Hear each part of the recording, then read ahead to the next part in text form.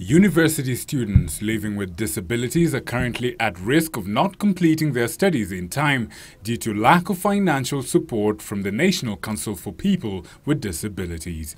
The students claim that they have not received any monetary aid from the council for close to 3 years, and therefore their academic well-being hangs in the balance.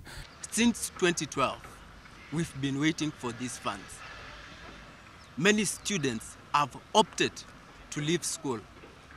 Many students have opted to defer their studies simply because this council is ineffective. Through the National Students with Disabilities Association, the group narrated their ordeal at the hands of the national body and Labour Ministry officials, whom they accuse of suspect behaviour in light of the numerous broken promises and evasive behaviour. And when we go to various offices concerned with this matter, they keep kicking us back and forth. You go to the National Council, you're sent to the Cabinet Secretary's office, you're told to talk to the junior officers, you talk to the Director Administration, he tells you we'll do something. Sometimes they look even ignorant about the whole issue. The National Council for Persons with Disability, running for close to 3 years without a board of trustees, is at the peak of inefficiency. Or maybe we suspect that somebody might be presiding over corruption.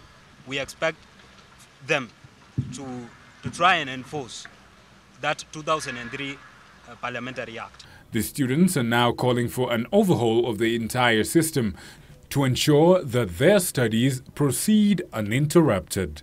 Financial assistance for students with disabilities is provided for in the Disability Act that was passed in 2003 and effected in 2010. All around us in this University of Nairobi campus, the students are going about their studies with not a care in the world. The able-bodied students, I must be specific. For the students with disabilities in this university and across the country, the normally uphill task of going about their studies has been made even more difficult.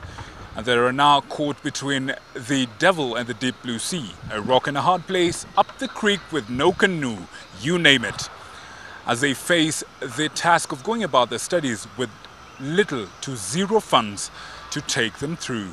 And they are now calling on the government and the people involved to hear their cry and respond accordingly. Victor Muyakane, Channel 1.